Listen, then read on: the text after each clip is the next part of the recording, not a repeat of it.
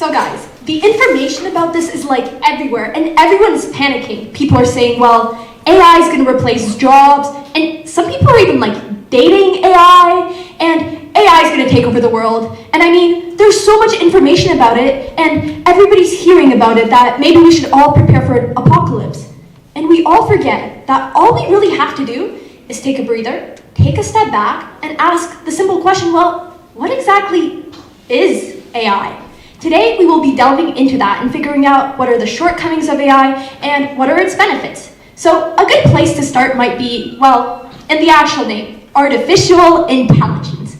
But guess what? That's actually a misnomer. So for those of you who don't know what a misnomer is, it's, for example, koala bears. Did you know koala bears aren't actually bears, but they're called koala bears? Or the funny bone in your body is actually a nerve and not a bone? Same thing with artificial intelligence. Artificial intelligence is not actually intelligent.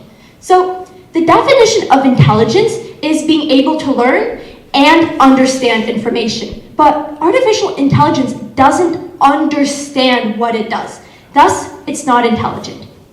Artificial intelligence is composed of 4 main parts.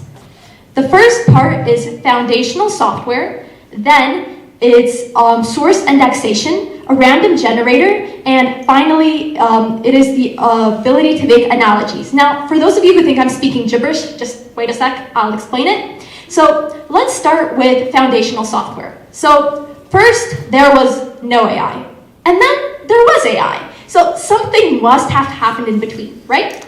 A group of coders went together and created the AI. And of course, humans are flawed. So in that original process of writing the code, there could have been some flaws, correct? But also, when people write things, they also sometimes implement their own biases into the code. So the original code that AI uses, it could also have its flaws. So let's actually take a look at a real life example. So how many of you here have heard of Google Gemini that was released just a few months ago, right? So Google Gemini, what is it? It's an AI that creates, well, it's famous for its creation of pictures.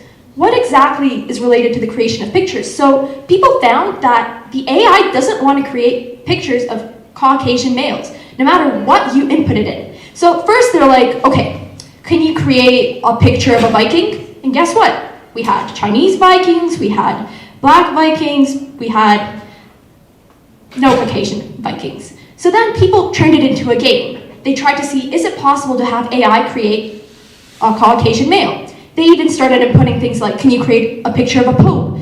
Can you create a picture of a person eating a sandwich? Can you create a picture of a Nazi? And no matter what people were asking, the AI didn't want to generate pictures of white males. What does this mean? This means that originally when the AI was created, the people who were writing the AI made it in a way that it just wouldn't generate some sort of pictures, right? So that's the first step. It's the code, and depending on how the code is written, it could affect the way AI works. Now, what is the second step? The second step is source indexation. So if we assume the code itself is okay, we get to the next level. When you ask AI something, what does it do? It creates a set of links that kind of create a chain. So for example, I can ask AI, can you give me a sentence about a flower? What will AI do? It will go through the database, correct? And then in the database, it will look for the word flower. Then maybe it will say, okay, there's a rose, which is a flower. So let me create a link, flower to rose. Then you search up roses, and then it creates a link, roses are red. So if you ask AI to generate a sentence about flowers, it could say roses are red. So as you can see, it creates links of word to word, or it could be picture to picture, and then creates an idea. But the thing is, AI doesn't have common sense. It doesn't know when these links are correct and when these links are wrong. So let me give you a situation from my own life. So I once Googled that I want to sit on a chair on AI, right? And then what it gave me is that's racist. And I was like, wait, what? I just want to sit on a chair. And what it told me is that it created a link between chair and the color black, then black and the color and race, and it said that sitting on black people is racist, so sitting on chairs is also racist. And I was so confused. I'm like, why is it doing this to me? What did I ever do to you? Another example of this is a friend of mine once Googled, is having a prominent chin a sign of courage?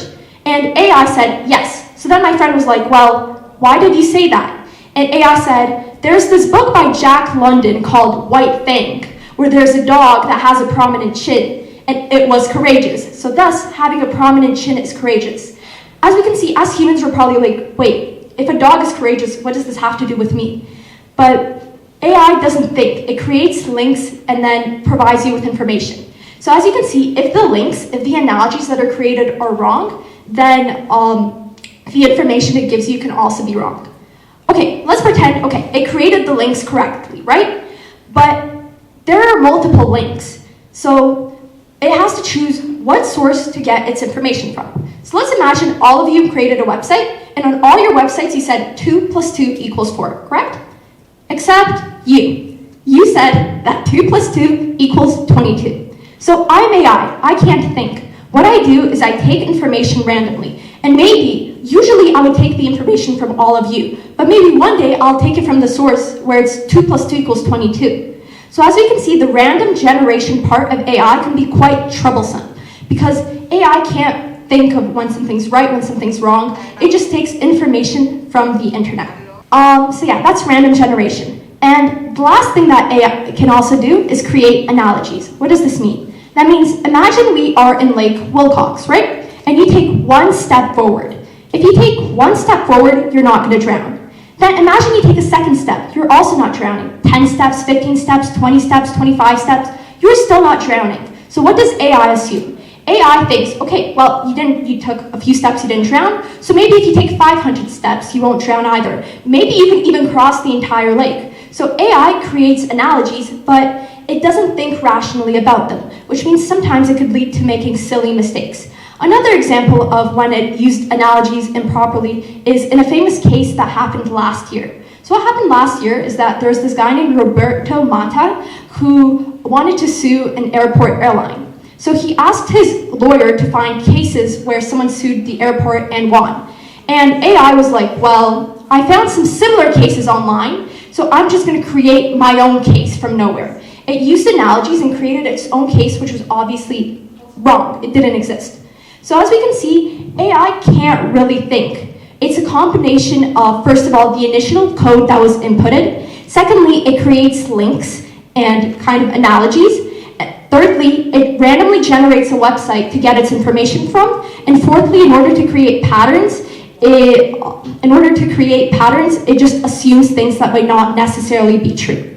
So this is how AI functions. So as we can see, it can't really think of anything by itself or take over the world. So we have to remember, AI is just a tool, and it's all about the people who use them. So we need to learn how to use this tool in a great way in order to make sure that nothing bad with it ever happens. Thank you very much.